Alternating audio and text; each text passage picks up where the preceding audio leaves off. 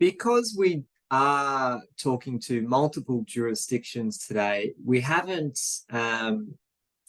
tailored this specifically for one state or territory.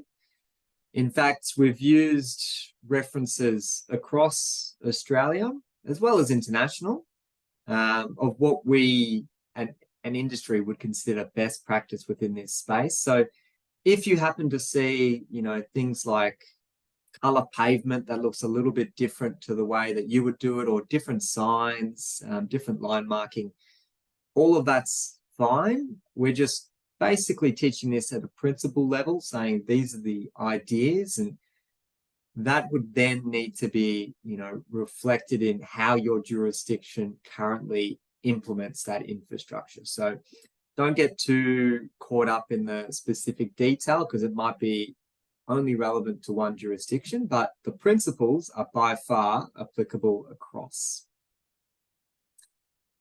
Now, as just alluded to then, we do record each of our sessions. Now, we of course love all our participants to be involved in the live webinars, because it's a chance for you to actively engage with other participants. And it's also your chance to ask any questions that either myself will answer, or Ainsley, who I'll introduce in just a second as well. So you're able to, really get to the bottom of any of those cycling issues that you may be facing in this forum here. So we strongly encourage that you attend the live sessions, but we acknowledge that things do come up. And if you need to go pick up the kids because they're sick, or, you need to go run a urgent workshop with stakeholders or something like that, we're not going to mark you down for that. Instead, we want to make sure that you've got this resource. We'll upload it to our learning management system, where you can just view the rest of the recording when it's convenient for you. Our program moderator is the wonderful Marissa. And would you like to give us a little spiel about yourself, Marissa? Yes, thanks, Max. Hello, everybody. My name is Marissa, and I'm training coordinator here at Safe System Solutions.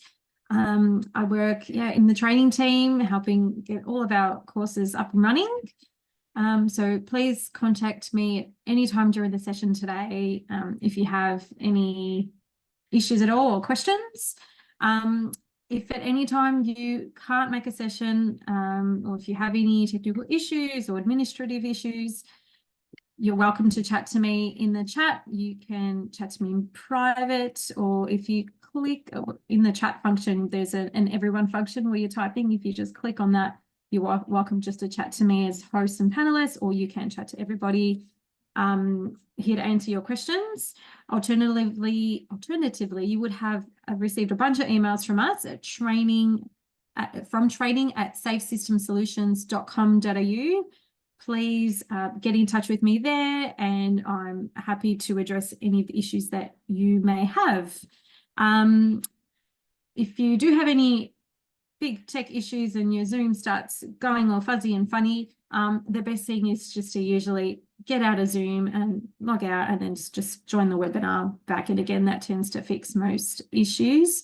Or it might even be a good old reboot. So hopefully you don't encounter anything there. As mentioned, to chat to us, please, we do encourage your chat and your questions to us throughout the session. We have the chat function there. As you can see, everyone is saying hello, thank you, and hello back.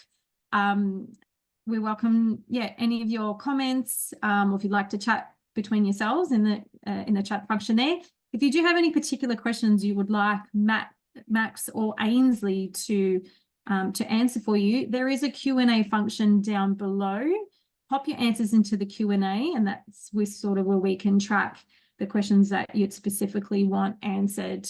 Otherwise, any of the other comments, or just pop them into the chat. I think that might cover everything. Did I miss any? Beautifully gone through. You do have a very exciting wallpaper that I'm curious about, Marissa. I do. I like a bit of fun, but as we mentioned, we encourage your participation throughout the course. So I am in the prize pit. As you can see, I have Batman and probably Peppa Pig and Superman that I can see all around me. But no, Max is gets quite excited by people that ask interesting questions, and Ainsley loves a few interesting questions too. And the best questions or the best comments or anything that makes us laugh gets a prize. So we have a bunch of prizes, and I promise you we won't send you a Batman or a Superman, but we have an intriguing stash of prizes in our storeroom that we will send over to you. So yeah, pop your hand up, or not the official raise hand in the chat, but you know, pop something in the chat or ask a question or anything that might stump our facilitator or our moderator Ainsley. And we'll mark you down as for a prize. Yes, love the welcome pack. Thank you. We hope you will enjoy the welcome packs. Excellent. Thank you, Marissa. You're welcome. And I'll get Ainsley to do a brief intro as well. No worries, thanks, Max. So hello, everyone. My name's Ainsley. I work as an assistant project manager at Safe System Solutions, which is I'm working in one of the engineering teams, our research and evaluations team. And I'm also pretty heavily involved in the cycling course as well, doing the moderating as well as helping coordinate all of the marking and completing the marking for some of the assignments as well. So looking forward to seeing some of the creative answers that everyone submits with those assignments in the next couple of weeks. Beautiful. Thank you so much, Ainsley. My name is Max McArdle, for those that I haven't met. I'm Engineering Operations Manager here at Safe System Solutions, and I've been heavily involved within the cycling space for many years now. I started my career out at what was Vic Roads and now is the Department of Transport and Planning. And I was involved there at the start within investment of different cycling projects across the state and trying to prioritize investment, which kind of really got me interested in this idea of using active transport and trying to promote that. But even prior to that, you know, I was riding to school as a kid, and I suppose I've always been in some form interested in the two wheels, and I'm super excited to now be able to be in a position where I can be talking about all the wonderful engineering advancements that we do have across industry, and hopefully help communicate that so you've all got the tools required to ensure that you know this is going to be a risk for cyclists, or this is going to be a really good opportunity to ensure that we're getting more people out there and they feel safe in that environment. So super excited to go through this content today, and it has been co-developed with our principal engineer, Ken Beard. He's also a stalwart road safety practitioner. He delivers lots of road safety training, and had a large part of putting this together as well. So you may see him pop in, or he may also just be part of reviewing bits and pieces as he goes through, depending on his availability and things like that. But rest assured, you've got a team behind the scenes that are willing to help you out with any of your curly questions, and we look forward to receiving them. I alluded to before about this idea of a learning management system, and at this stage, I'm just going to mention it, and what we'll do at the end of today's webinar is I'll get Marissa to do a little demonstration just so everyone understands what it looks like and where to find it. But the most important thing at this stage is you should have received an email from us or from the learning management system provider with your login details. And the reason that's important is because all of our recordings, all of the references that we make, we provide those documents. So you're welcome to challenge us and, provide your own references, or, maybe you interpret things differently. All the coursework, the assignments and things is on this LMS. So when we don't communicate via email for all of that kind of stuff, it just gets way too messy. It's very, very similar to if you've done any university degrees recently, they just have like this online platform, similar idea. If you haven't had access or you haven't had that email yet, please respond to training@safesystemsolutions.com.au and we can facilitate that. Okay, a few more housekeeping points and then we'll get stuck into content. This is our good friend Wally the Wombat. And what's going to occur during today's module is this little fellow is going to appear sporadically. You're not going to know when or which slide little Wally will be on. And the idea is that we want to ensure that you're engaged with this screen here so that you're focused on the content that we're going through and you're not attending, different matters outside of this space or, sending off emails and things like that. So we just ask you, as part of today's session, just grab a little piece of scrap paper and keep a tally of how many times you spot Wally.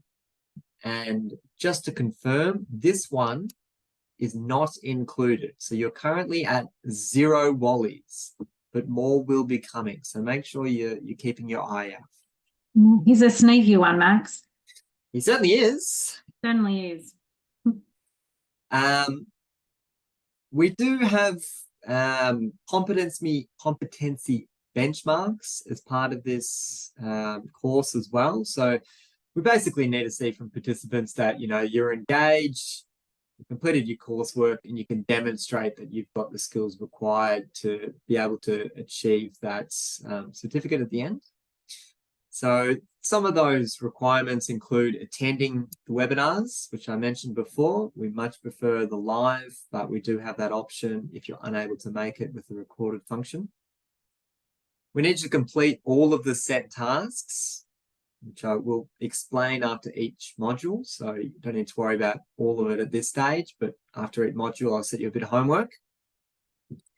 We also have a minimum pass mark, which is 80%, which is very high, certainly much higher than what I had to experience when I was at university and things like that. And the reason that we've set it so high is because we've actually made the questions or what we're marking you against, we're not making it super complex. You're not going to be doing a detailed design of, a cycling facility or anything like that with all the longitudinal grades and all that information. It is very much principle based. So we want to just make sure that those core ideas have been communicated and you can demonstrate that you've got that skill. We do allow up to 3 attempts.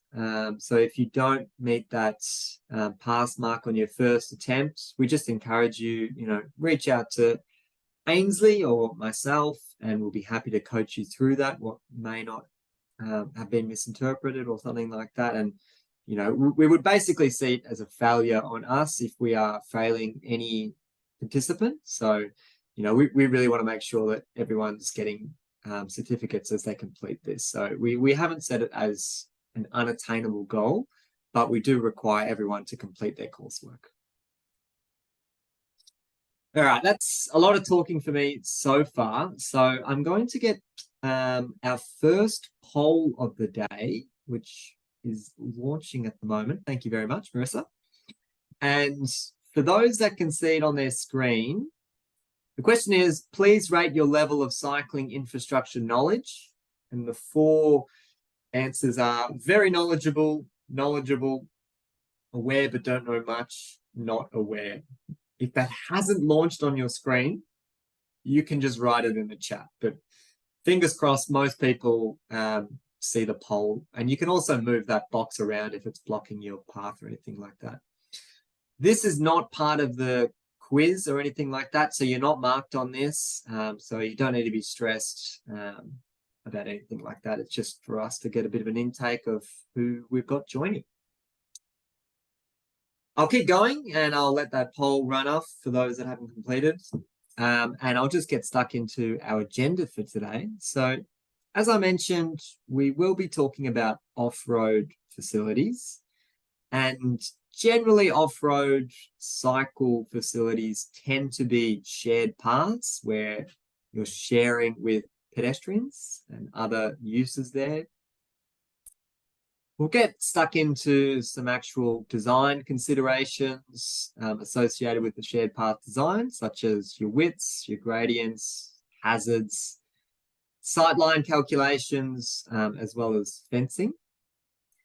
We'll then have a discussion around shared paths where they cross over roads, because inevitably we don't just have an endless run of mid-block sections. We do meet intersections, and generally they cross over carriageways. So we talk about how we can manage that conflict point, and what we can do to improve the outcome for riders crossing at those locations.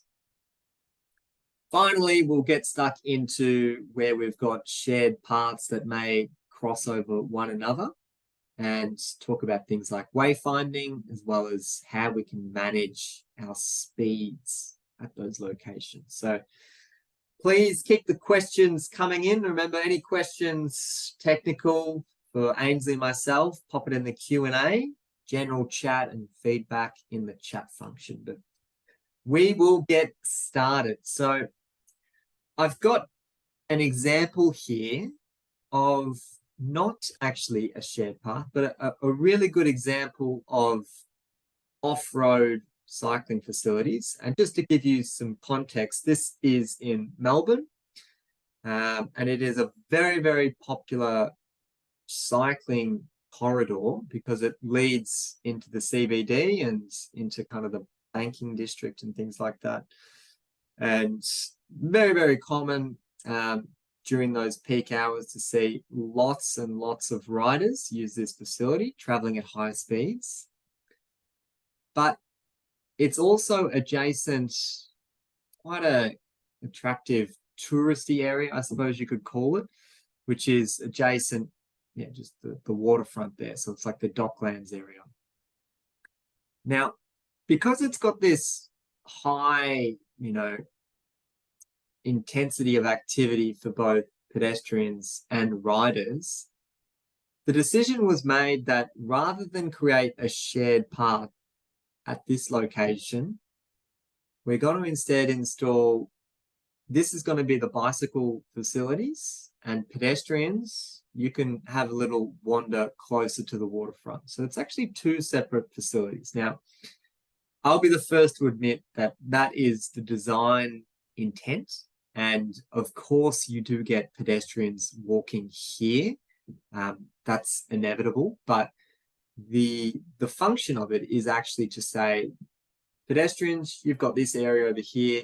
Bike riders, you've got this area over here. And that's a really, really good idea where you do have high volumes of both of those users.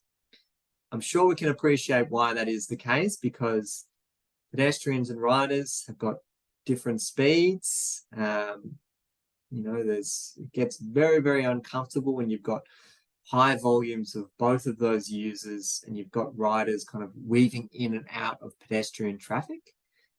So where you do have those high volumes, really good practice to be able to separate those two modes. And to help support that statement, we've included this figure, which is from the Austroads Guide to Road Design, Part 6A. We include our sources for a variety of the things that we note at the bottom of the screen. So if you ever do need to double check where we got these figures from, or even Google Street View images, if you're particularly interested in a site, we've included those sources there just so you can make sure that we didn't make it up.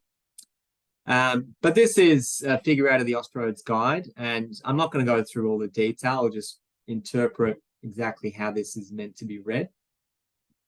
Along the y-axis, we've got the title of number of pedestrians two-way per peak hour.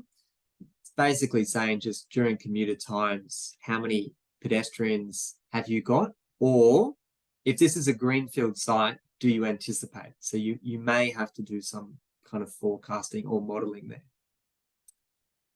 Along the x-axis is the number of cyclists two-way per peak hour. One's peds, one's cyclists. And if we just look at the both extremes of this graph, so lots of pedestrians, lots of riders going through that area, the recommendation is actually a 4 meter wide bike path and a 4 meter wide footpath. So it's not recommending a shared path because it acknowledges that it's just too crowded for that to really be a high quality service for either of those users. So it's a good one to keep in mind because we tend to go straight for shared paths. Admittedly, you know, we also do work largely within the built environment where we may not have the space to be able to do things like 8 meters exclusively for active transport. But I still think it's very, very good to be acknowledging that these are the principles that we should be guided by. All right, another way that we commonly calculate the width for a shared path is to reflect on what type of function does that path have. Now, there are very loose definitions of these categories. So I've got local access path, regional, and recreational. The Austroads Guide does provide descriptions of what these different path categories look like, but they are relatively fluid and not as well defined as, you know, an engineer like myself would like, where it's just saying this is it. So take that with a grain of salt. These figures are quite variable. Anyway, the first example, which is a local access path, just think of it like a local street. You know, if you just bring everything back to the road network, which if you're a traffic engineer, if you've got that exposure, you're used to thinking of a road use hierarchy. Similar philosophy for this. This is your local streets. It's not expecting that throughput of cycling traffic going through there. Instead, it's probably just servicing a very small residential community. And in those instances, smaller paths may be appropriate. In saying that, this idea of a minimum width of 2 meters is incredibly narrow and not really one that is regularly, you know, be seen as a great solution. So just to look in this photo here, this would be about 2 meters wide. And you can see you've got 2 pedestrians, 2 people walking there, 2 abreast, and then there's no room whatsoever for a rider. Also, if you've got any hazards or, you know, furniture adjacent your shared path, so things like the fence and this utility pole, it narrows that environment even further. So you really haven't got that 2 meter width to play with because you've got to think about riders' handlebars and things like that. So I just wanted to make that clear that we shouldn't be adopting those minimums to get started with. They should be used, you know, as part of an extended design domain or where there are significant constraining factors, because they really don't offer the same benefit. A regional path, kind of that measure between 2.5 meters to 4 meters. This may have a commuter function, and you may see, you know, higher cycling numbers there as well as higher speeds there. This is where it gets a little bit nebulous with the recreational path. What's the difference between those two? Recreational could just see different users in there. There could be different adjacent land use, things like playgrounds and things like that. So you'd have, yeah, parents with prams, yeah, potentially other users in there. But as I said, it's not as clear cut as all this, and there is room for interpretation there. Before I get stuck into our gradients, I'll check in with Ainsley to see if there's any questions she would like answered so far. We're going all good so far? Yeah, I think all good so far, Max. We've had one question in the Q&A just about how if there's any advice on how to influence councils where pushing for a separated share path instead of I guess just having a normal shared path, and if there's any kind of key things that people can mention to councils to help persuade them to go down the separated route. Brilliant, great question, and that's a prize right there. So you'll be get sent out a prize. Congratulations, whoever popped that in the chat. I personally, like, anecdotally, the best scenario is using facts and figures. So, trawling through the Austroads documents, jurisdictional guidelines, things like that, as well as case studies. If you've actually got other scenarios, similar cross sections, similar environments to help, sell your story, or any qualitative data, quantitative data to support that. I think those elements are difficult for anyone to refute. Not impossible. People will still take evidence and ignore that. But if you put all that information, you collate it and summarize it in a way like, these are the benefits that we're expecting with this cross section, and here's some examples of other sites that have done this, I think that's probably going to put you in the best position. Perfect. Thanks, Max. Thank you, Ainsley. So yeah, we'll have a chat now about gradients and speak to this figure here. This is basically how comfortable it is for riders traveling uphill. Of course, this is an average. There's many riders who absolutely love riding uphill, and they would be a complete outlier to this graph altogether. There's also riders that would consider any of these grades as being unacceptable. So there is this is a weighted average, you could call it, of what a typical rider may experience riding through different grades. So this is just the steepness of your path, basically. And the way that we read this one is we've got two lines that we can see. The full line is what would be desirable. So that's what we should be aiming for. We've got a little bit of extra buffer there to say, well, if we can't get within that space, what is acceptable, which is that dashed line. Along the y-axis, I've got the length of the gradient. So how long does a rider have to go up that steep section versus how steep is that gradient? I'll just give you one example of how to read this. And if you had, say, a 10% grade, which is incredibly steep, like you would definitely notice that even walking along that, like, this is very steep. Desirable for about a 10% is to limit that length to about 10 meters. So it's saying if you've got something really steep, make sure it's only for a short period, because it can actually just put riders off using that facility altogether, and perhaps they'll use something not as safe, not on a shared path, but they don't have to deal with that steep incline.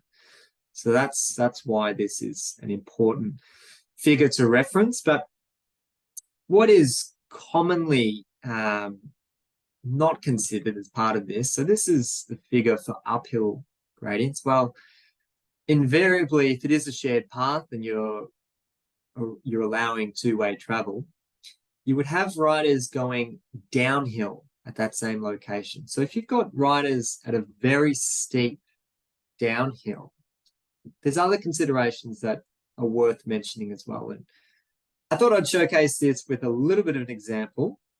And in the chat, I'd love it if you could put in what kind of things would you consider a risk for a rider that is going down this ramp.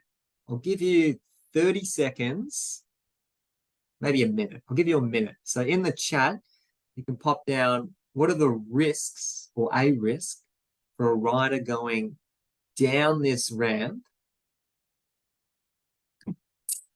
Yeah. Have a think about that. And I'll probably give out a couple of prizes here.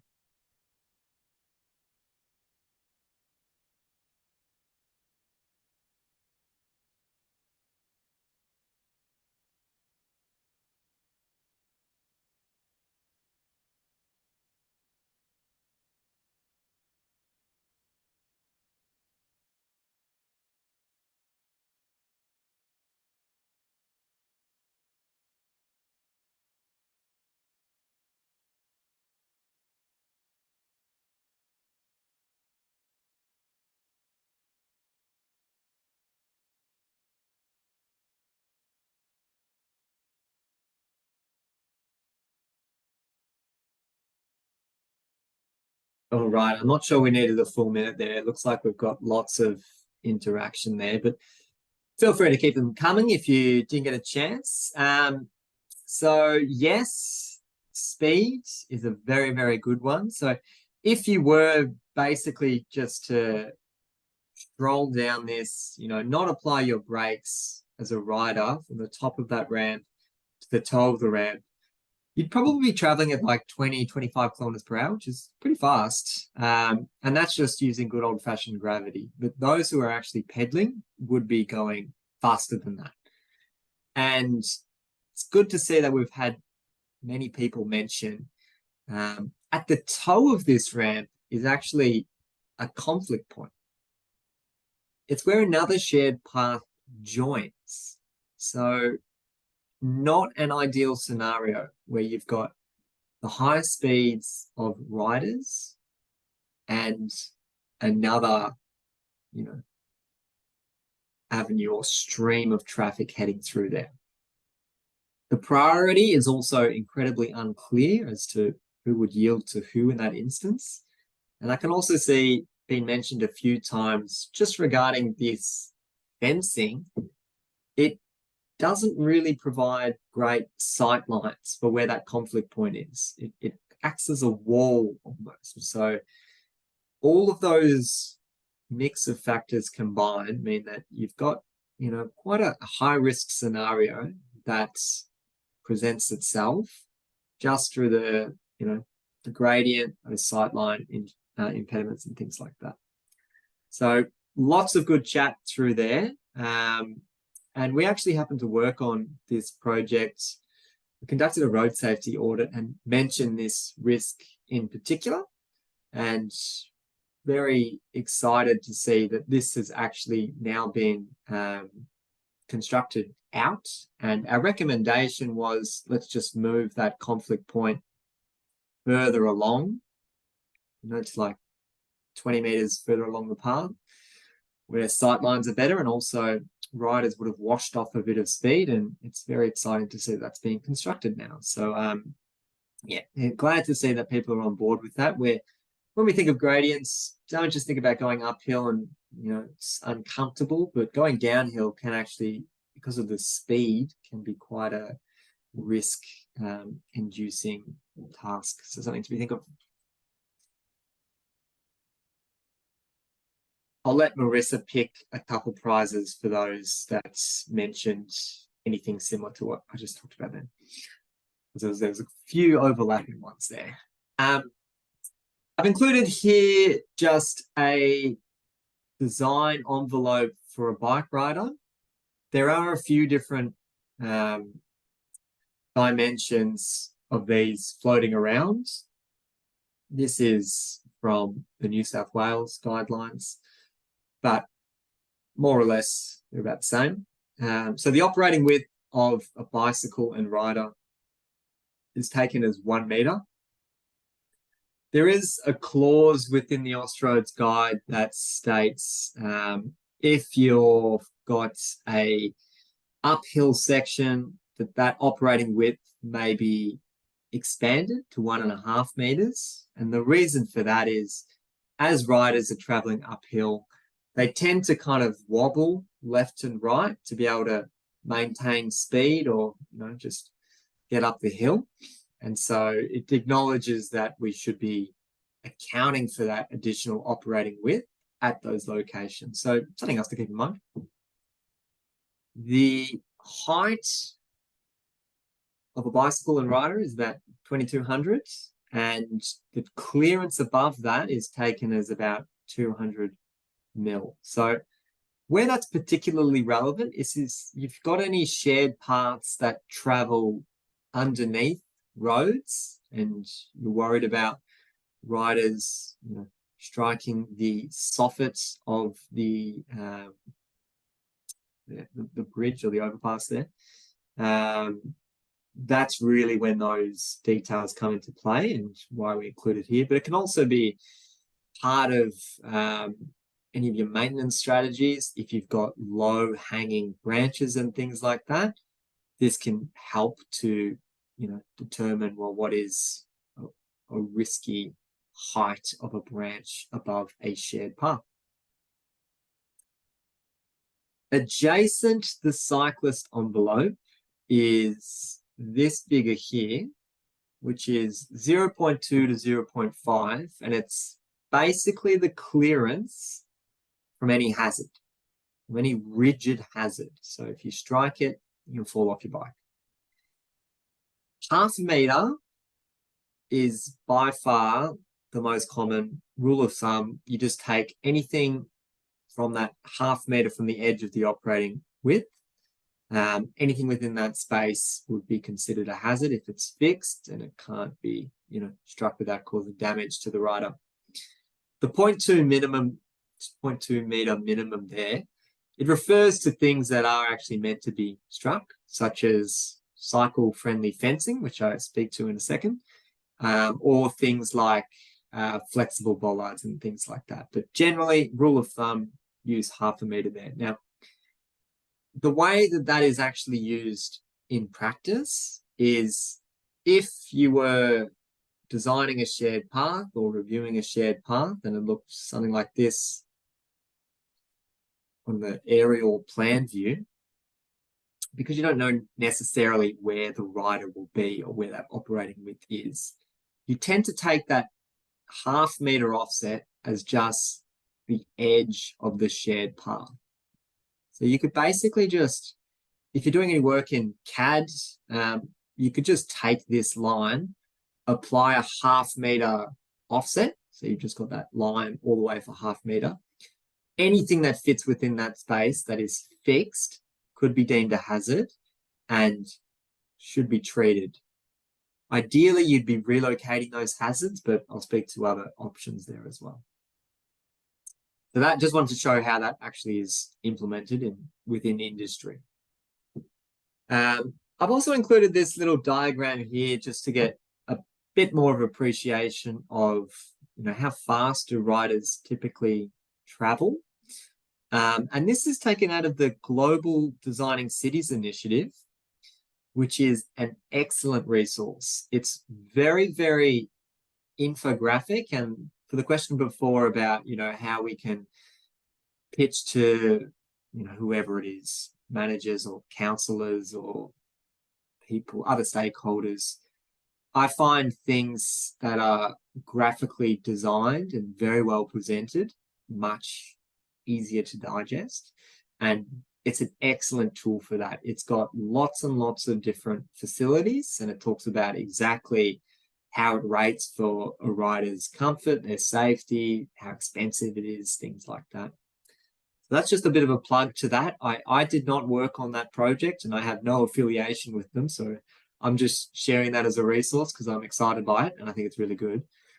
We don't actually have that on our learning management system because you need to download it from their website, and it's a big file. So just wanted to let you know about that one.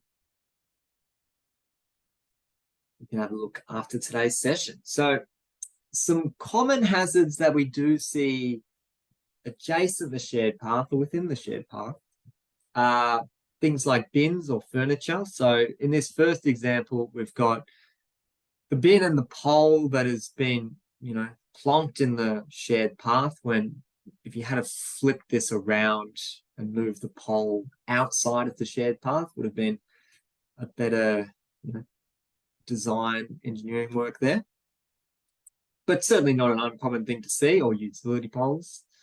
Drop-offs, it's a little bit difficult to see in that small photo, but basically, if you've just constructed a new concrete shared path and the area adjacent where the formwork was hasn't been backfilled, it's actually really, really common for that to happen, or it's eroded away after time.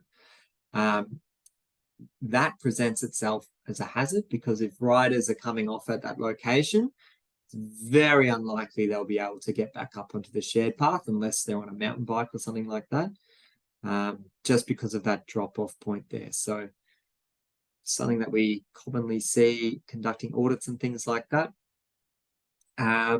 Last one I'll mention here is just utility poles. This one it's a little bit difficult to see there because it's quite well camouflaged in with the vegetation, but the edge of the shared path is roughly where that red line is.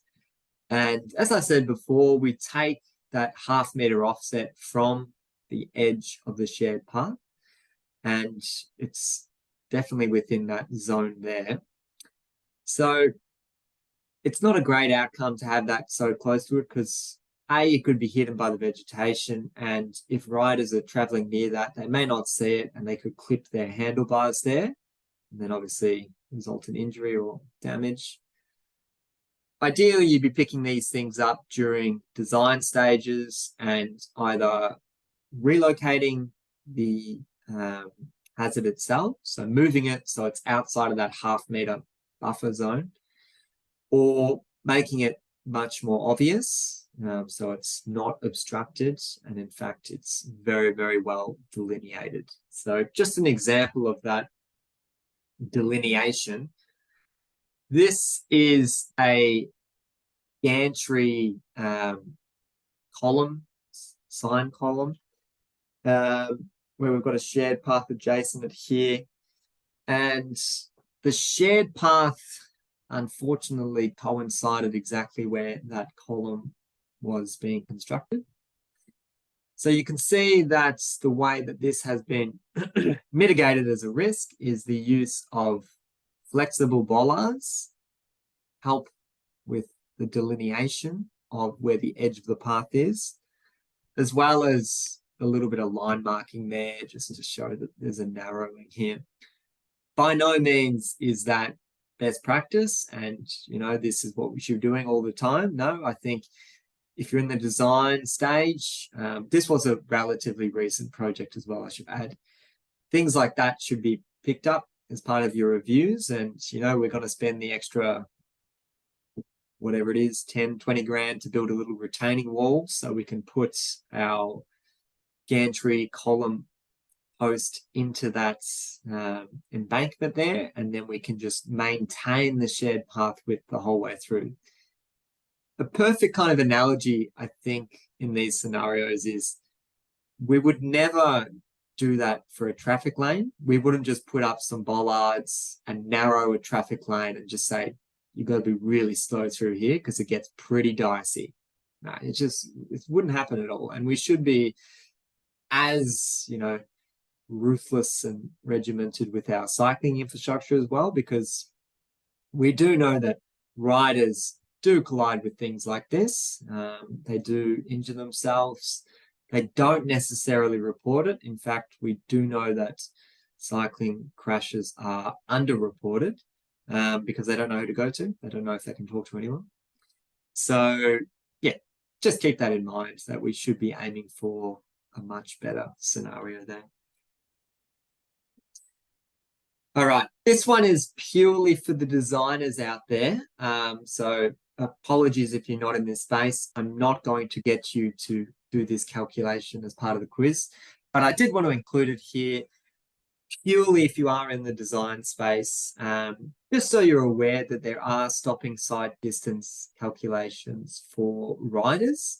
So you're probably familiar that, you know, when we're building a new highway or something like that, we do sight distance calculations to make sure that someone that's driving at 100 kilometers per hour can see around the bend, and, you know, if there was a hazard in the middle of the carriageway, they could stop or avoid that and not run into it and cause more damage. Well, same principle applies to riders, and it's actually a very similar calculation. But just want you to know that this is out there, and it's got a very unique purpose, and it's worth just doing those spot checks to make sure that you've got those adequate sight lines.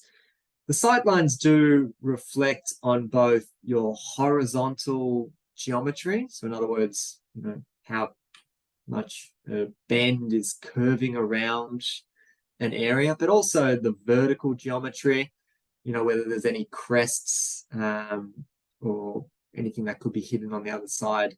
So very, very similar to the way that we think through those for a vehicle. We can also do those calculations with the bike rider perspective. This is just an example of what I'm talking about with the horizontal geometry. So you could do a sight distance check for if there was a hazard around a bend for a rider. How much space do they need to be able to stop in time so they're not colliding with that hazard? And from a more practical example, this was an actual shared path site that I visited a few years ago. And it may not look like it, but this is asphalted, so you can ride relatively fast on this at this location. And because of this vegetation that we've got growing here, you can appreciate that if you were traveling at speed, going around the bend, there could very well be something on the path there that I don't want to hit. It could be a toddler that's fallen over on the shared path. It could be a snake, it could be a branch that's, you know, blocking the path and things like that. So those are the reasons that we're trying to ensure that we're maintaining those sight lines checks. And, you know, the way that that kind of works in practice is ensuring that you're cutting down your vegetation, you're maintaining that so that those areas are always well, they can be sighted. Or you're using vegetation that is not going to grow that big in the first place, so you don't have to worry about that ongoing maintenance. Okie doke. The next topic I'll talk to is fencing. And there are two kind of tiers when we talk about cycling fencing. One is referred to as a partial barrier fence, and the other is a full barrier fence. I'll show you exactly what those two different categories are in a moment. But generally where we are installing fencing is, if I look to the figure on the left here, if there is a vertical drop, so similar to that example that I showed there before, where you've got, you know, your concrete part sitting proud, if there's a significant enough drop, you would consider installing a fence. And the way that we kind of ascertain whether to go for a fence or no fence is if X, which is your distance between the edge of the path to where the drop begins, is less than 2 meters, and Y is less than 250 mil, we actually are not recommending a fence. Instead, we're saying batter off the surface. And what that means is basically go and get some fill material and just dump it in there, compact it. Don't worry about a fence. Just try and smooth that out and make sure you get, you know, not too steep of a batter adjacent there. So it's basically just saying chuck some fill in there. Don't worry about a fence. If, however, that drop is between 250 mil to 2 meters, a partial barrier fence is being recommended. Anything greater than 2 meters, a full barrier fence. Now, a 2 meter drop is massive. Like, that is a significant fall. So I guess that should give you a bit of understanding of what a full barrier fence may look like. But those are the two tiers that are used. So that's an example of the drop-offs. We can also do a similar sense check for batters. So a batter is just the adjacent steepness of the land. So the adjacent slope or embankment or thing like that. And the way that that is measured is this 1 to Z relationship. For those that have done any embankment design or even carriageway road design, you'd be familiar with that kind of relationship. Same idea here. It's just how flat or steep is the adjacent slope. The first tier is, if it's got a very, very flat adjacent embankment, don't worry about a fence. But the steeper you go, then either go for a partial or a full fence there. Now, this is what the difference is between our partial and our full. The partial is shown on the top image, and basically it doesn't have, or it has opportunities or openings where people could fall through, theoretically. I actually presented this last year, and we had a participant share with us that they had their toddler fall through one of those partial fences. So they are by no means meant to, protect every single user. Instead, it's basically seen as a pretty good deterrent for avoiding that adjacent entry into the land. A full barrier fence has got all of these vertical members, so clearly going through that is not possible. Still possible to go over it, but quite uncommon. But those are the two differences there. In my opinion, anecdotally, I think this is an over-engineered way to look at things. I think we should just say that let's just full barrier fence anywhere we've got significant hazards, but this is the way that traditionally our fencing has been engineered, the way that we've kind of decided to go for one or other option. But I guess each jurisdiction can make their own risk assessments, and you could depart from those standards if you thought that it didn't adequately cover the risks in that area. Just as an example, if you were proposing a cycle fence adjacent a kindergarten or a preschool or something like that, maybe you just want to go straight for this one because it's like, it's worth the extra vertical member steel work there just to ensure that we're not getting any kids falling through there. The other thing I really wanted to touch on with regards to these fence designs is they both feature this smooth rail. So you can see in both of those typical sections, smooth rail or smooth deflection rail. And it actually juts out, so it is deliberately extruded from the fence face itself. The way that that is set up is the height of that rail is between a rider's shoulder and their elbow, the average rider. And so if a rider was veering from the path and heading towards that fence, that upper part of their arm would collide with that feature, that smooth rail, making it much more likely that they would stay on their bicycle. So you don't have any of those snagging risks. You don't have any of, jutting out vertical members or things like that. You've got this one continuous horizontal rail to be able to catch any of those errant cyclists.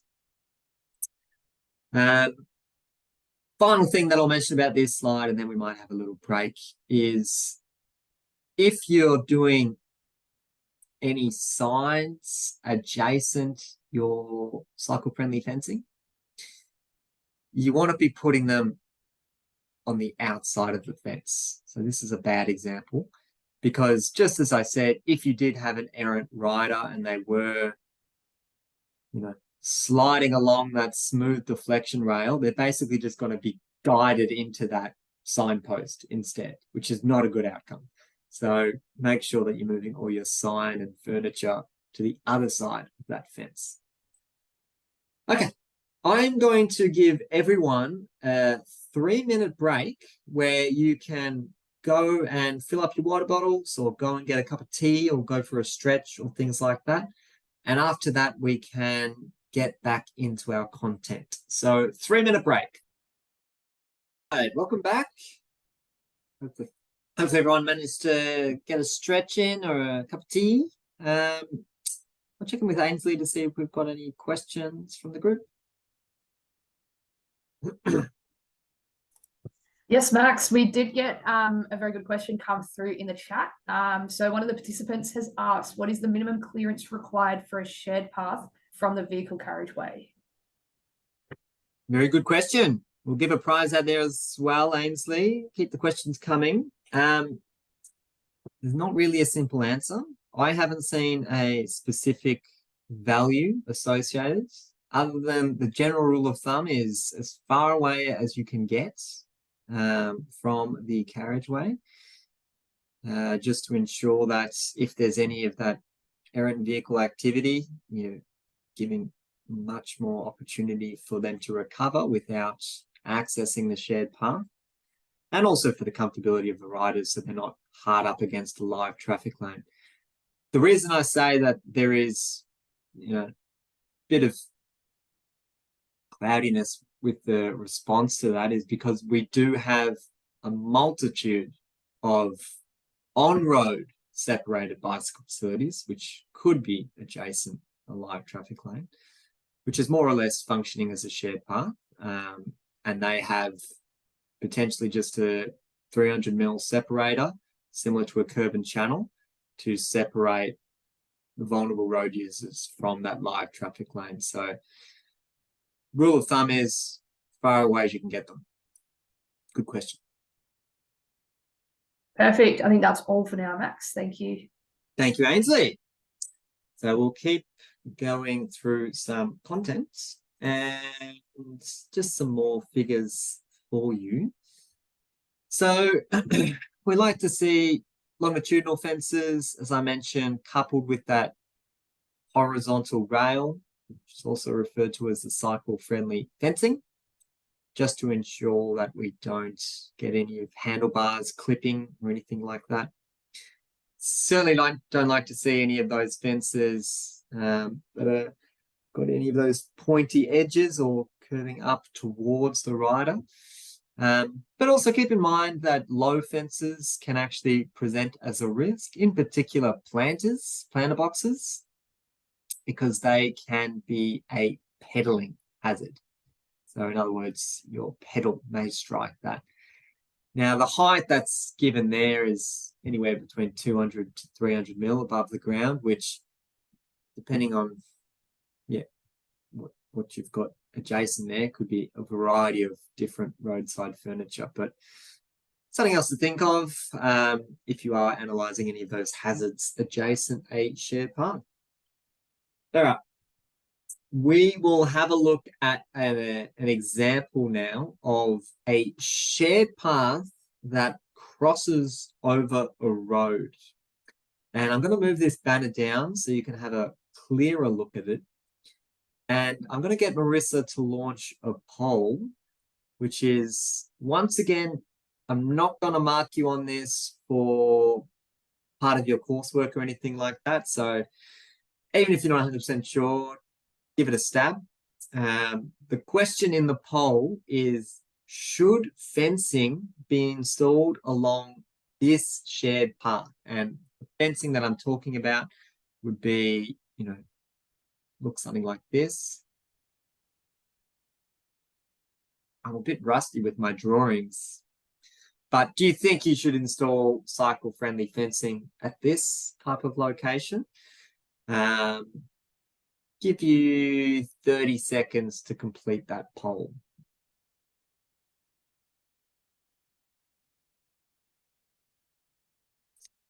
I like this particular site because they've got a little bit of wayfinding, so you know which street you are crossing and don't have to kind of look for the street signs all the way over that carriageway. You've got this right here on the path, which is very handy. There's a few other things I like about this example as well, which I'll talk to in a moment.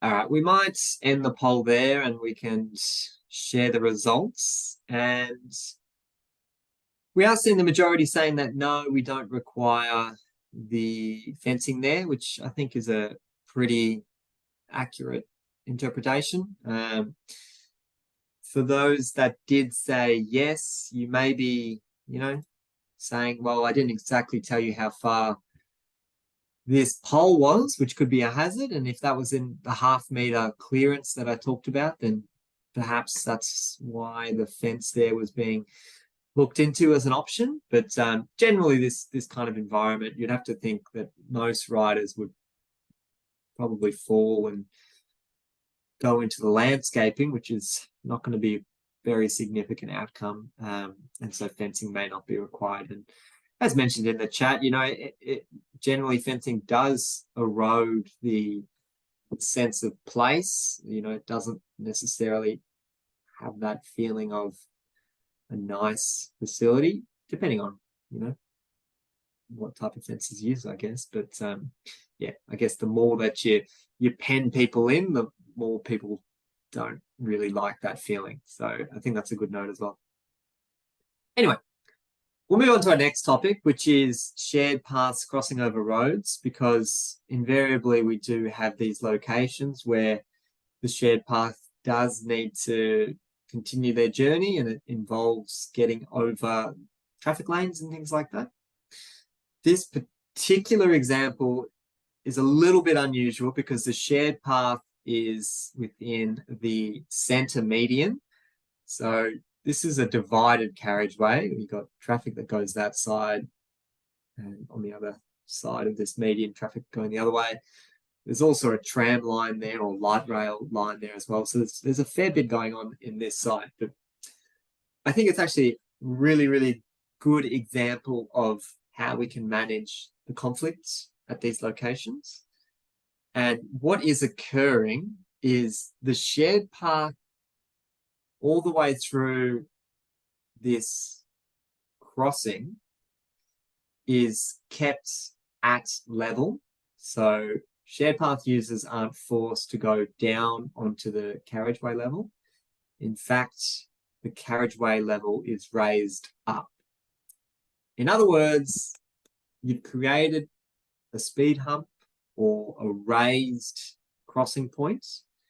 And the reason that we're so fond of these raised crossing points is that we know not every motorist is going to yield. And we know that not every motorist is even going to know that they're supposed to yield. Like, they may not notice the give way sign, they may not notice the stop line or anything like that. What the raised function does is greatly improves, you know, the motorist actually doing that. And also, if the motorist fails to yield, because it's raised, it's actually going to wipe off quite a lot of the speed of that motorist. So if there was a collision, it got lower speeds of that impact speed, which means you're likely to have a better result there. So we love to see these raised crossing points, and something that we strongly encourage where you are having any shared paths that cross over roads. Now, there will be situations where this is absolutely not feasible. If you're crossing over a highway, for instance, you're not going to be able to install something like this. You'll be looking at grade separation and things like that. So keep that in mind as well. But generally, local streets and things like that, raising the conflict point. Now, I've got two examples here of achieving that. One is in Melbourne, and the one on the right-hand side is in Brisbane. Both of those examples are shared paths where the rider has the priority. So they're not forced to yield to traffic. You know, they can cycle across there with that priority. And both of those examples feature raised conflict points. So both of them are at the shared path level and not at the carriageway level.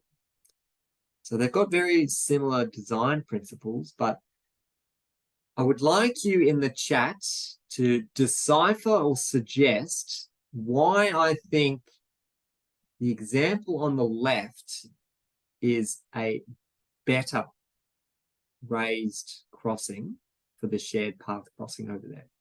So why do you think I would consider the path on the left to be a better example of managing that conflict than the one on the right? And I'll give you 30 seconds to pop in the chat any reasons why that could be?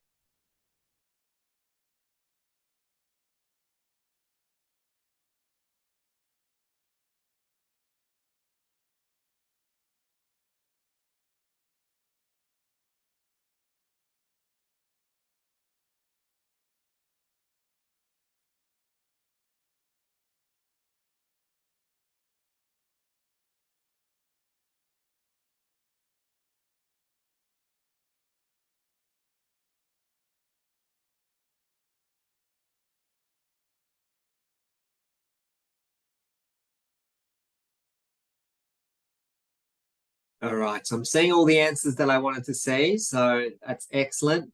Marissa, we'll give out a prize to the person who mentioned improved sightlines, but we'll give it to the person that said it third. I don't always like to give it out to the person that was the quickest, because you just might be a slower typer, and that doesn't mean you don't deserve a prize. So the person that got in third with the sightline comment would be a prize winner for today.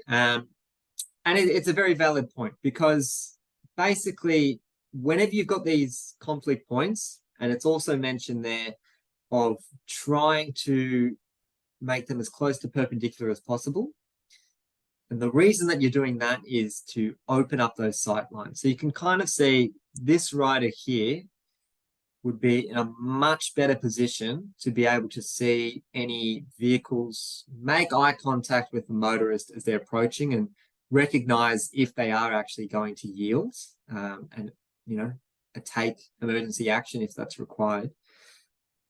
Compared to if you were riding along here and basically at this point here, having to turn back on yourself, on your neck there, to look for any oncoming vehicles. This motorist as well at the give way may not necessarily expect that they're giving way to riders coming from behind them as well. They may just be thinking that way. So it's also a little bit of that ambiguity.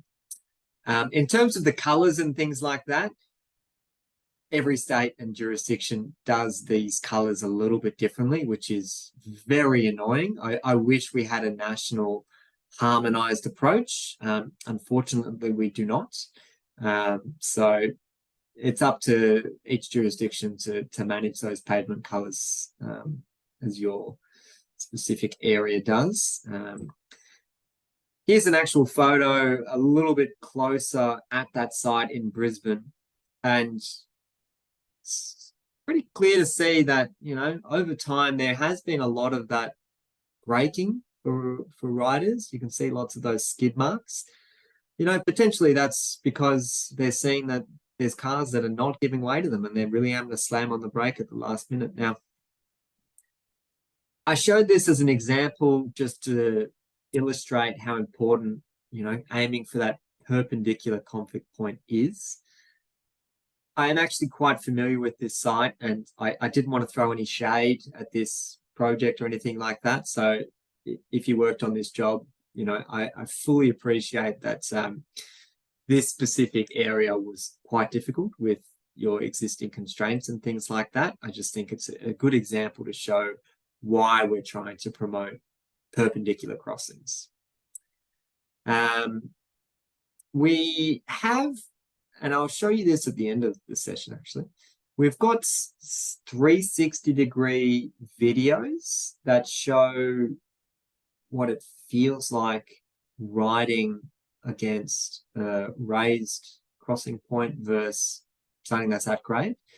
So if you've never actually ridden in these type of environments, the 360-degree videos are a really good way just to help get that appreciation of what we're talking about here, of how important it is to maybe be able to make eye contact and feel like you're, you know that they're going to slow for you. Anyway, we can talk more at the end about that. All right, we'll talk about bollards now. And this is a big cycling community concern. Lots of riders colliding with these things here. They do stand out very, very well during the day, but what can happen is if you're riding in like a pack environment, or, you know, if there's commuters, you've got a line in front of you, basically the person in front of you can block the sight line of that bollard, and that's why these things typically get hit.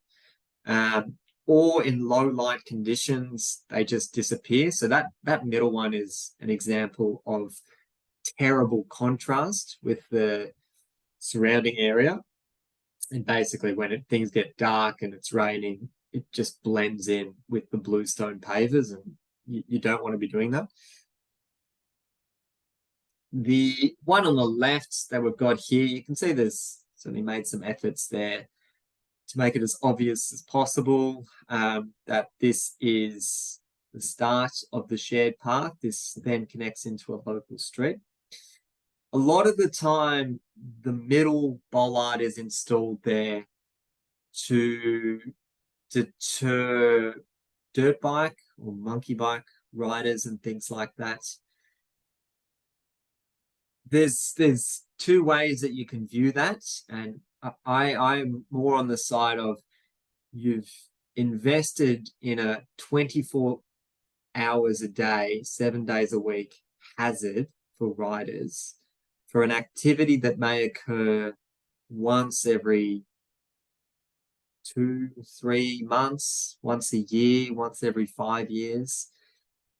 Is that actually a proportionate risk? Like, is that a control that is worth installing as to the level of risk associated with that activity? If you do have high levels of that, dirt bike activity or whatever it is, could things like enforcement be used instead? Or we'll look at some other examples that could be used to help, dissuade that type of entry. I do think we've grown up within this space of we just put in the bollards at the end of the paths because we want to deter vehicle entry as well. But we need to start having a conversation that we know these things are hurting the cycling community, and you can make them as big and visible as you want, but there are instances where they will become completely masked or hidden by other riders. So yeah, just got to keep that in mind, that they are a hazard. The one on the right here is the banana bars in Brisbane, which to my knowledge, they are no longer installing and actively ripping them out because of that narrowing effect that they're causing there at the conflict location. So you won't see too many banana bars anymore. Yeah, just wanted to show different examples of this. Timber bollards used on bridges. This kind of chicane treatment, I think it can work quite well. But what can also happen is if that opening between the two, what you'd call it, those two perpendicular fences, if that's too narrow, you may have issues with bike riders that have a trailer on their back or cargo bikes that are much longer. They may have trouble fitting through those type of facilities. So something else to keep in mind of what you're anticipating the use of those shared paths. And you can even conduct things like swept path checks with those particular users. Ainsley. Yeah, Max, we've just had a comment come in on the Q&A just saying, is the middle bollard used as a speed control measure to, I guess, reduce the potential conflict with pedestrians? And I guess following on from that, if it is there any other suggestions of how you could slow cyclists at those kind of points where you think there might be potential for conflicts? Great question. We'll give a prize out there. And the answer is historically, yes, they were used as a speed control, but within the Austroads Guide, you can read that bollards should not be used as a speed control measure. So historically, I do believe that they were put in for that purpose, as well as the vehicle entry, but we shouldn't be doing that anymore because we know that, it's just going to be a hazard for riders and something that they're going to ride into, as opposed to slowing them down. As you mentioned about the other part of the question, what else can we do to help slow riders down? And I've got a couple slides there coming up to help with that topic. Perfect. Sounds good. Thanks, Max. Thanks very much. The photo on the right here is from Hobart, and yeah, you've got this kind of U-shaped bollard, which basically just closes off the that side of the shared path. And in that instance, I do believe it is very much trying to achieve that speed control as well, because you've had this long length of riding with no interaction with traffic, and then at this location is basically where you're merging with traffic again. I believe from memory it goes to an on-road path. I could be wrong. And so they are trying to, communicate that to riders. I'm still not convinced that putting this, physical hazard there is the way to go about managing that risk. I can talk to other examples of that in a moment. But yeah, just wanted to show that, that they do exist across our network, and we do have a historical understanding that that's just the way that we do it. We should also recognize that they are hazards.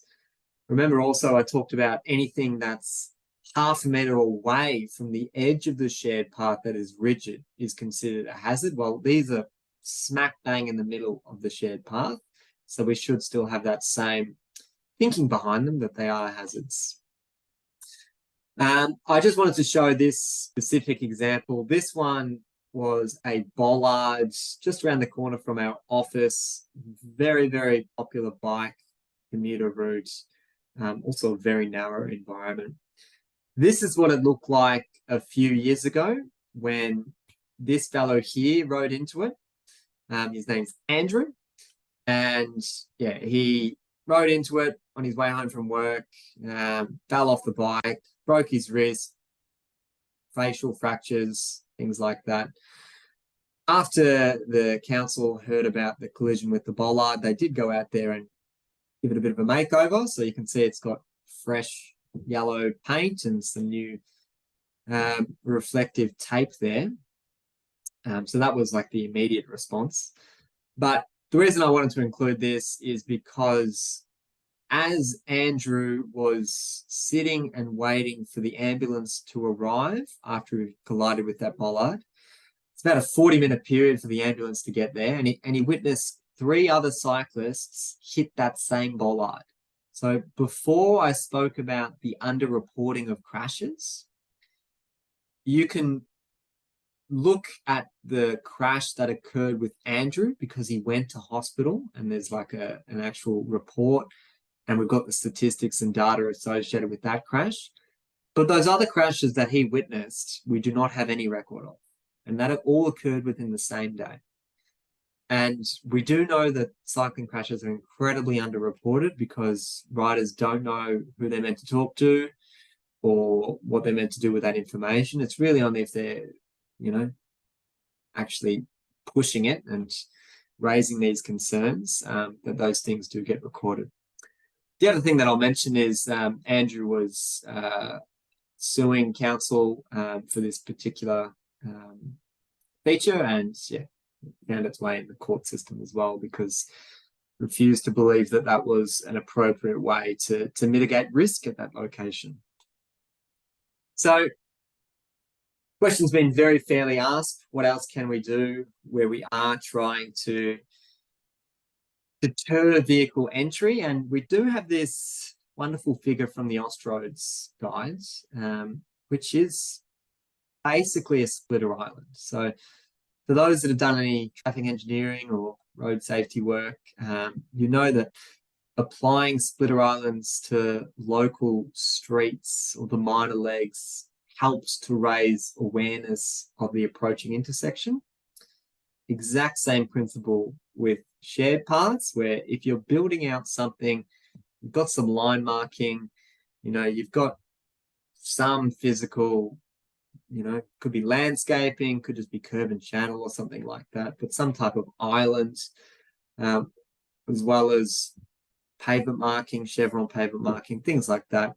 all of those are visual cues that riders will know, all right, there's something going on here. I need to be slowing down because, you know, I'm approaching a road or something like that. The other benefit of having this type of feature is the landscaping or whatever you use in the middle there could be used as a deterrent for general vehicle entry. Admittedly, dirt bikes probably can still enter that space, but much more of a fan of this as a typical arrangement as opposed to just putting a bollard in and just being done with it. So that's a good one to have in your back pocket if you are working within this space. Give an example, kind of that looks like that general arrangement, where they've actually have included bollards, but because you've got this grass verge or splitter islands, you're able to maintain that half-meter offset as best you can there, and yeah, helps to reduce the likelihood of drivers going through. Once again, they probably could. But the other reason I like this particular site is those are all solar paneled bollards. So during the night, during the day, they charge up, and then at night they flash. Sorry, not flash. They go on. So it's very, very easy to see during low light conditions.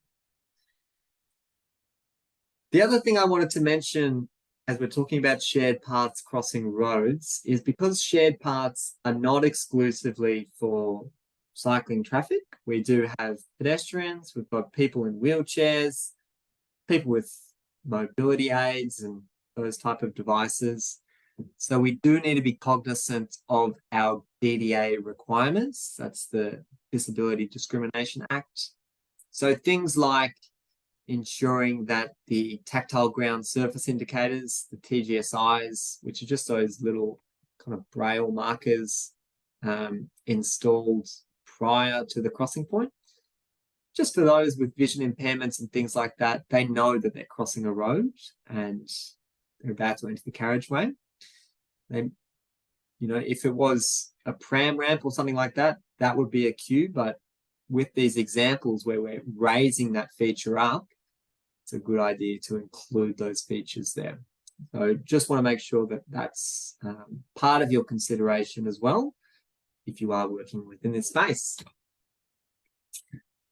Alrighty, now another little game that we like to play is what's wrong with this photo. So you can see that I've got a confused looking cyclist there. And the question that I'd like you to answer within the chat is, why is that bike rider confused? And what's wrong with the photo? So we'll get rid of her so you can have a bit more of a look. But anything that you can see about this shared path crossing over another shared path that maybe is flagging some issues with you? And while I'm waiting, I'll check in with Ainsley if there's any questions. Hi, Max. Perfect timing because we did just have one come through from Alex, which I think will be good to mention. So Alex has just asked, what is your view about the TGSI at the crossing of shared path with the road where we have separate parallel footpath running? Oh, wow, that's a great question.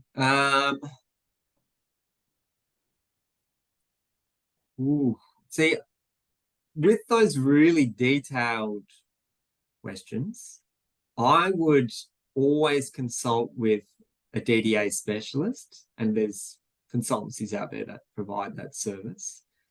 My gut feel would be to say to extend it across both of those facilities, because you're not necessarily expecting someone with vision impairments to exclusively walk within that pedestrian zone. Perhaps they've veered off to where the bicycle place is, which means it would warrant putting the TGSIs there as well. But very, very good question.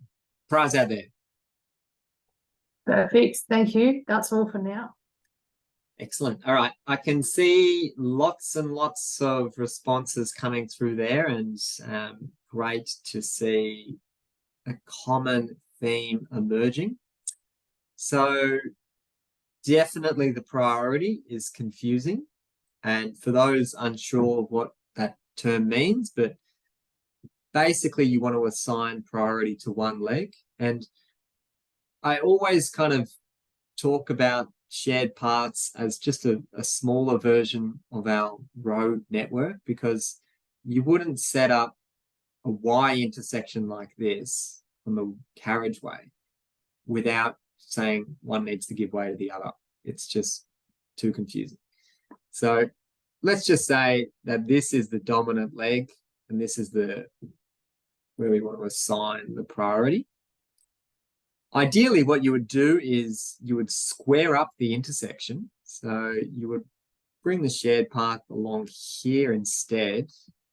You could get rid of this section. And then you'd put a little stop line. You'd put a stop sign there. And then it's abundantly clear. Okay, if I'm going this direction and I've got the priority, and otherwise I need to yield. So you want to avoid that ambiguity for sure. So glad to see that that has been picked up. The other thing, and we'll give a prize out, Marissa, to this response, is just the lack of wayfinding signage. And this is a real life Max example, because I was riding along this path and wanting to get to my destination, and I literally had to stop because I had no idea which bend of the fork I was meant to go to. It's not the greatest safety risk to not have wayfinding, but it just erodes the comfort and the amenity of that ride if you've got riders that are confused as to where they're going, or potentially just pick one and go in the wrong direction for a couple of kilometers. It's just frustrating. So it's something that we do not do particularly well within Australia. We're not very consistent the way that we provide our wayfinding, and a lot of the times it's just forgotten about. So just something I wanted to include within this first module is where you do have shared paths, crossing over shared paths, really important to highlight who's got the priority, and also what are those shared paths? Where are they going? Is it going to take me to the library, or is it going to take me to the train station? Whatever it is, you just want to make sure that that's as clear as possible for the community in that environment. Now, Austroads agree with the sentiment that we as a nation are not doing as well as we should with bicycle wayfinding. And a few years ago now, actually, they released a report on bicycle wayfinding. So this report basically just goes through, here's what all the different jurisdictions are doing within Australia of how we manage this wayfinding.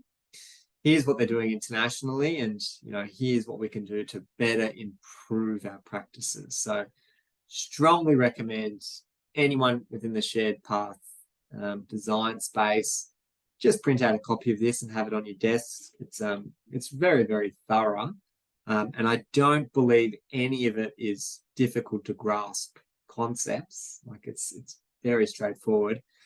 Basically just uses a reminder that we should be thinking about our wayfinding as we're constructing any new builds. Now, this is just one example of what your wayfinding may look like.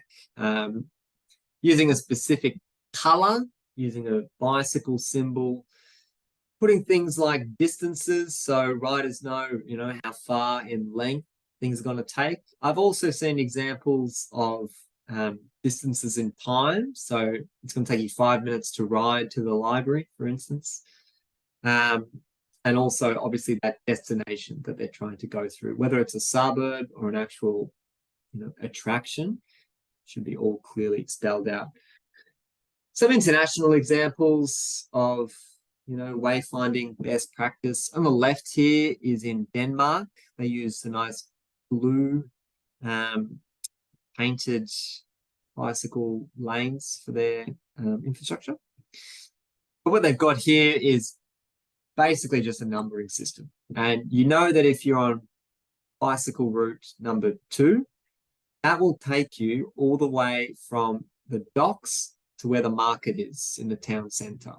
And you just know if you're on route number 2, those are the key attractions and you know exactly where you're going. So numbering is a very, very good way to do it, particularly for those that may not be fluent with English or whatever language that you're working with. Numbers are a bit more readily accessible.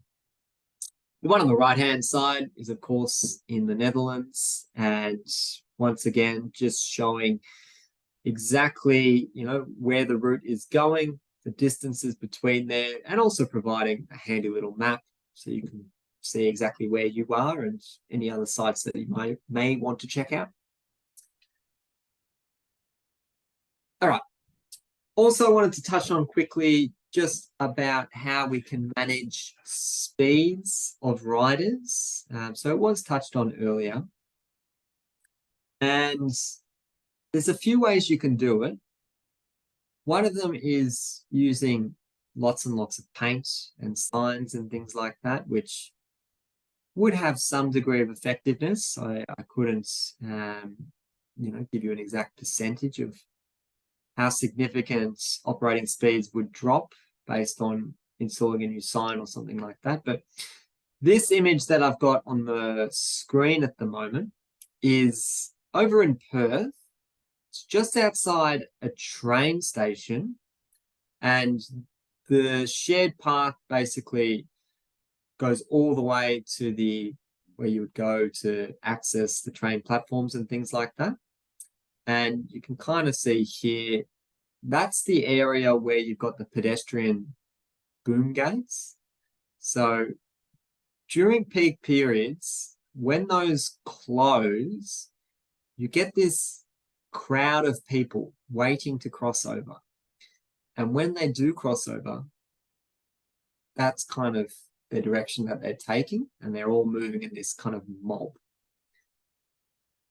Having the shared path at this location is going to be difficult to manage because you've really got to communicate to riders that they're coming up to an area where they should expect to see significant volumes of pedestrians, and they should be slowing down accordingly. So the way that it's managed in Perth is, once again, not too dissimilar to our traffic engineering toolkit, which is, well, let's change what this environment looks like. Let's do some curbing for the edge of the shared path there. Do a little splitter island, some paint, so make it a little bit of a different color. So that's another cue there. There's also a give way symbol that's been marked in the surface itself as well. All of these are basically visual cues for a rider to be like, there's something different going on here, and hopefully provide that information that riders should be slowing down here.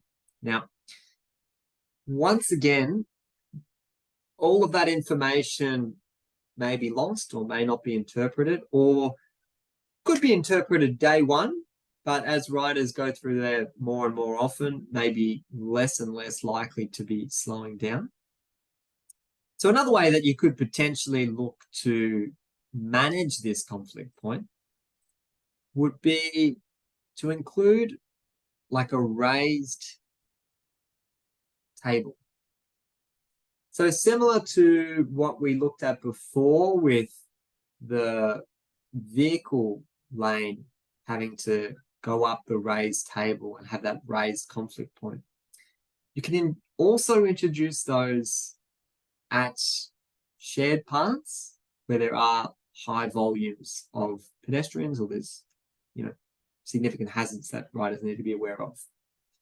There are examples of that occurring, and the reason that that is, you know, worth looking into is because, as I mentioned, all of those visual cues may not be noticed, or may be noticed day one and then not continued. However, a physical ramp will slow down cyclists. It absolutely will. So you've got that as an option if you, and when I say ramps, I don't mean you don't want anything too steep that's going to be, you know, exciting the local BMX squad to come down and start doing bunny hops and stuff on it. You don't want to create like actual a skate park down there. You just want to make sure that, you know, you're raising that conflict point. Riders know that they're approaching a different environment, and those ramps will help wash off any of that speed. Another example of some pavement marking, of slowing down where there's pedestrians crossing and things like that. I really cannot tell you how effective that is. I see it as something that shows that you're looking to, you know, deal with the issue, but I can't see it having significant impacts on operating speeds for riders there. But if you do have any of that data, I'd be more than happy to be proven otherwise. That's the end of the content for today. So very excited to have all of that feedback so far and all those questions coming through.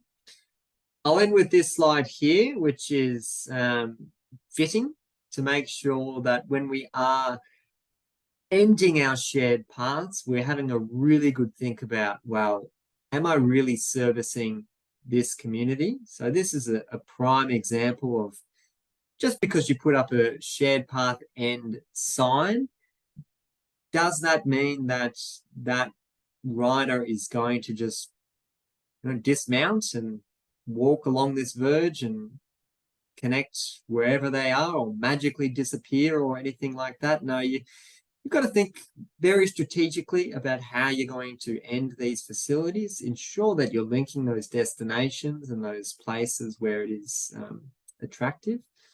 This still exists. It looks exactly like that.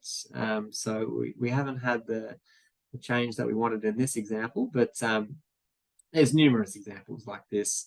But yeah, obviously, once again, just comes back to that strategic thinking and having corridors that connect to those areas of interest. All right, that's all I wanted to go through for the content, but I have left some time for Marissa to go through the learning management system. So I'll hand over to my colleague now. Hello. Just setting up my screen. Looks like we've got a raised hand. We'll get to that in a moment. Then, okay, so let me just share my screen. This one here. Okay, how's that coming through, Max? You can see my screen. Perfect. Thank you very much. Great. Okay, so hopefully you've all had a chance to access our learning management system. If you haven't, or if you haven't received your login details or any issues, please let me know and we'll look to get you access straight away. So here is our Safe Cycling Infrastructure course. We have accessed a link to access all the webinars at any time. We've got an introductions page here, which many of you have already popped your intros in. So thank you very much. It's been lovely to read a little bit about you all. So if anyone hasn't popped in any hello there, you're welcome to. Just scrolling down, we have a resources tab. So in course information, we've basically popped in the agenda and, you know, training course outline for the sessions, which we have already emailed you. But if you can't find that, that's where we've got it located. We've got a reference documents and resources folder set up where we have basically popped in just a bunch of resources for you to refer to. A lot of them Max will mention throughout the sessions. So feel free to have a browse and download and read any of the resources there at any time. Well, we're back into resources. We have a link to the Safe Cycling website, Amigillate website. You are welcome here. You can have a read through all of the tasks that that are associated in the Safe Cycling project for Amigillate. So please feel free to have a browse there. We also have a link to, and Max will mention this, I think, in one of the modules, It's the Global Designing Cities Initiative, a resource link there. Again, have a read, and there's also a little video there for you to watch. It's just a link to the website because it is quite a large resource. And if I'm trying to see if that's opening here. Max, would you like to touch on what that is exactly? Yeah, I spoke briefly about it during the module. You So did, this you was did. the one Okay. that I said was really good for all the graphic design and just has all the different facilities that are really well articulated and can be very, very useful if you're doing any stakeholder engagement or community consultation, because it's just very tangible information in there. Perfect. Thank you. And we've also got a folder here set up if any of you would like to share any resources of your own. So you're welcome to pop into the folder here and upload anything you'd like to share with the group, you'd like to share with Max. You're welcome to pop anything into there. We've got all the modules set up for you. In each of the modules, you'll have the presentation for that session. So we've got a module 1 presentation here for you in PDF form. And we've also got the 360-degree video here for you to access. We have a quiz for your session today. It's your first task for the course. So if just accessing the quiz, it's only around 10 questions. I think that shouldn't be 9 questions. So just all multiple choice questions. Shouldn't take you too long. So please, take some time to complete the module 1 quiz. It is a part of your task for the course. So that's where that can be accessed. Have I missed anything there, Max? Done it perfectly. So just by Friday, if everyone would be able to watch the 360-degree video and complete the quiz. The video itself, if you've never used 360-degree, you can just basically click on it. Yeah, Marissa might give us a demonstration, and then you can drag your cursor around just like Google Street View, and you can have a look at different things. Ken and I have a little bit of a discussion around the site in particular, and then we actually go through and ride through the different examples. So have a watch of that at the end of today and have the quiz completed by Friday. And if you do want to win a prize, I would recommend that you try and log in a couple minutes early to Friday's session, because we run some trivia. So even if you don't think you're that good at trivia, you could still win a prize by the way that we run things. So come along a little bit early on Friday, and we'll be dishing out some prizes. Yeah. Ainsley, anything that I may have missed questions wise? No, I don't think so. I think it's all been covered nicely in terms of the content. Marissa, we did just have a question about how long participants will have access to the LMS for. I believe it is a few months after the completion of the course, but just wanted to clarify that. Yeah, so it's about up to 6 months after the completion of the course, you'll have access. So yeah, please feel free to download any of the resources you'd like. Perfect. Excellent. Thank you. Well, Right. Good luck everyone with the video, and good luck with the quiz, and we look forward to seeing you all on Friday. Great. See you, everyone. Take care. Bye. Thank you. Bye.